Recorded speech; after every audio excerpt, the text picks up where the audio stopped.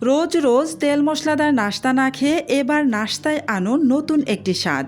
খুব সহজ কিছু উপকরণ দিয়ে তৈরি হবে এমন একটি নাস্তা যা বাইরে থেকে দেখতে দারুণ সুন্দর, ভেতরে থাকবে নরম টেক্সচার আর খেতেও হবে অসাধারণ। সকালের নাস্তা, বিকেলের টিফিন কিংবা বাচ্চাদের জন্য এটি হতে পারে দারুণ একটি পছন্দ। পুরো ভিডিওটি শেষ পর্যন্ত অবশ্যই দেখবেন, কারণ ধাপে ধাপে আমি প্রতিটি স্টেপ দেখাবো, সঙ্গে এমন কিছু ছোট ছোট টিপসও শেয়ার করব যা মেনে চললে প্রথমবারেই আপনার নাস্তাটি একদম পারফেক্ট হবে। প্রথমে একটি ছোট বাটির মধ্যে আমি প্রায় হাফ কাপের মতো গরম পানি আর 3 টেবিল চামচ পরিমাণ চিনি, 1 চা চামচ পরিমাণ ইস্ট দিয়ে ভালো করে নেড়েচেড়ে মিশিয়ে নিচ্ছি।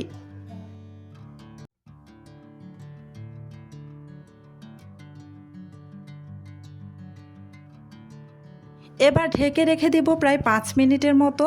আর এদিকে আমি এখানে লম্বা যে সেমাইটা আছে সেই সেমাই নিয়ে নিয়েছি। হাতের সাহায্যে এই সেমাইগুলোকে একটু ভেঙে ছোট ছোট করে নিব। এই পর্যন্ত যারা যারা আমার ভিডিওটা দেখতেছেন, প্লিজ আমার ভিডিওতে একটা লাইক দিয়ে দিবেন। আর আমার চ্যানেলটি যদি আগে থেকেই সাবস্ক্রাইব করে দেওয়া না থাকে, প্লিজ আমার চ্যানেলটি সাবস্ক্রাইব করে পাশে থাকা বেল আইকনটি অন করে রাখবেন। এতে করে যখন আমি নতুন নতুন রেসিপির ভিডিও আপলোড করব, তখন সাথে সাথে আপনার ওখানে নোটিফিকেশন পৌঁছে যাবে। এই তো সেমাইগুলোকে আমি খুব ভালো করে ভেঙে নিয়েছি। এবার একটি মেজারমেন্ট কাপ দিয়ে মেপে নিচ্ছি। আমি 1 কাপ পরিমাণ সেমাই ব্যবহার করব। 1 কাপ সেমাই মেপে নেওয়ার পর এখানে বাড়তি কিছুটা রয়ে গিয়েছে। এই সেমাইটুকু আমি উঠিয়ে একটা সাইডে রেখে দিব। এটা আর এখানে ব্যবহার করব না। এখানে শুধু 1 কাপ পরিমাণ সেমাই আমার লাগবে। এবার এখানে দিয়ে দিব মেজারমেন্ট কাপে মেপে 1 কাপ পরিমাণ ময়দা। আমি 1 কাপ সেমাই আর 1 কাপ ময়দা দিয়ে এই নাস্তাটা তৈরি করব। দিয়ে দিলাম স্বাদ অনুযায়ী লবণ। আর এখন দিয়ে দিব এখানে 1টি ডিম।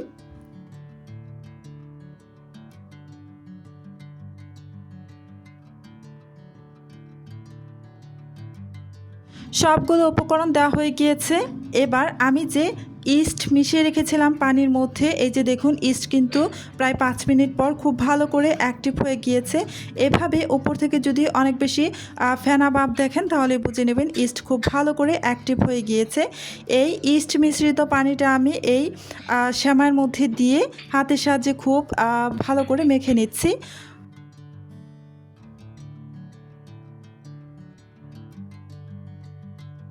প্রথমে ইস্ট মিশ্রিত পানিটা দিয়ে ভালো করে মিশিয়ে নিয়ে তারপর এখানে অল্প অল্প করে গরম পানি দিয়ে খুব ভালোভাবে মিশিয়ে নিচ্ছি। একদম থকথকে একটা ব্যাটার বানিয়ে নিতে হবে।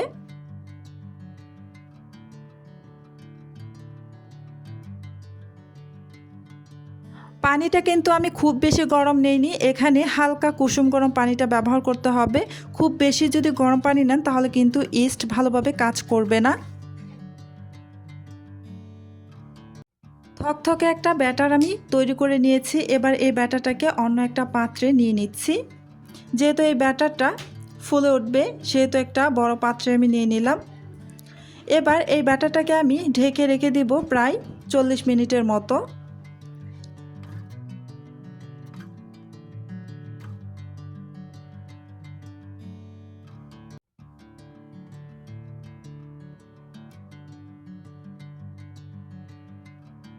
চল্লিশ মিনিট পর আমি ঢাকাটা সরিয়ে নিয়েছি, আর দেখতেই পাচ্ছেন কতটা সুন্দরভাবে ফুলে উঠেছে। এবার এটাকে একটু নাড়াচাড়া করে এই ফোলা ভাবটা কমিয়ে নিব, যেহেতু অসংখ্য বাতাস জমে এটা ফুলে গিয়েছে। এবার কিছুক্ষণ নাড়াচাড়া করলেই দেখবেন একদম ফোলা ভাবটা কমে যাবে।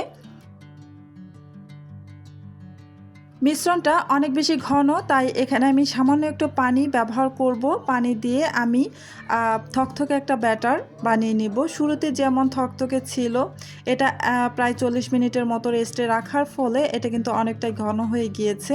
যেহেতু এখানে সেমাই ব্যবহার করেছিলাম, সেমাইটা ভিজে একদম অনেক বেশি ঘন হয়ে গিয়েছে। তাই এখানে অল্প অল্প করে কিছুটা পানি দিয়ে দিলাম, গরম পানি, হালকা কুসুম গরম পানি। খুব বেশি গরম পানি কিন্তু দেবেন না, হালকা কুসুম গরম পানি ব্যবহার করতে হবে। এই যে দেখুন, আগের মতো একদম থকথকে একটা ব্যাটার আমি বানিয়ে নিয়েছি, ঘন থকথকে ব্যাটার। আপনারা দেখে নিশ্চয়ই বুঝতেই পারছেন ব্যাটারের ঘনত্বটা কেমন। ব্যাটারটা আমার রেডি হয়ে গিয়েছে।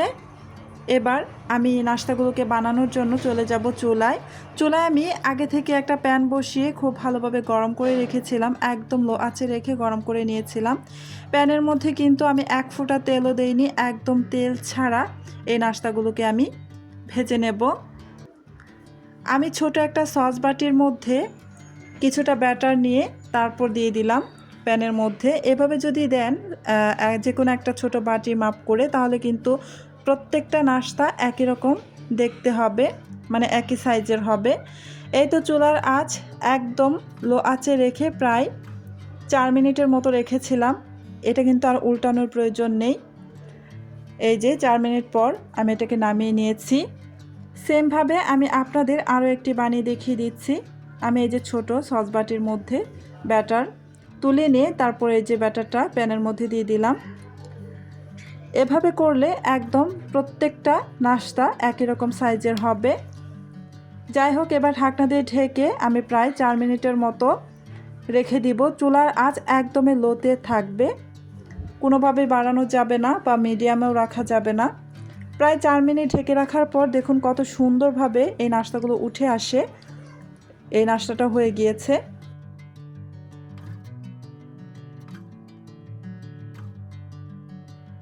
সেমভাবে আমি বাকি সবগুলো নাস্তায় এই একই বাটি মাপ করে বানিয়ে নিব। আমার নাস্তাটি কত সুন্দর আর নরম হয়েছে। এখন এটি গরম গরম পরিবেশন করলেই সবচেয়ে ভালো লাগবে। এই নাস্তাটি মধু, কন্ডেন্স মিল্ক, খেজুরের তরল গুড় কিংবা আপনার পছন্দের যে কোনো জ্যামের সঙ্গে খেতে দারুণ সুস্বাদু লাগে। আর যদি একটু ভিন্ন স্বাদ পছন্দ করেন তাহলে চিকেন কিমা বা বিফ কিমার সঙ্গেও পরিবেশন করতে পারেন। তবে আমার কাছে গরম গরম এই নাস্তার ওপর সামান্য মধু আর কন্ডেন্স মিল্ক ঢেলে খেতে সবচেয়ে বেশি মজার লাগে। নরম নাস্তার সঙ্গে মধুর হালকা মিষ্টি স্বাদ সত্যি অসাধারণ একটি কম্বিনেশন তৈরি করে। একবার এভাবে বানিয়ে পরিবারের সবাইকে খেতে দিন, আশা করি ছোট বড় সবাই খুব পছন্দ করবে। আজকের মতো এখানেই বিদায় নিচ্ছি। আপনারা অনেক বেশি ভালো থাকবেন, সুস্থ থাকবেন। আল্লাহ হাফেজ।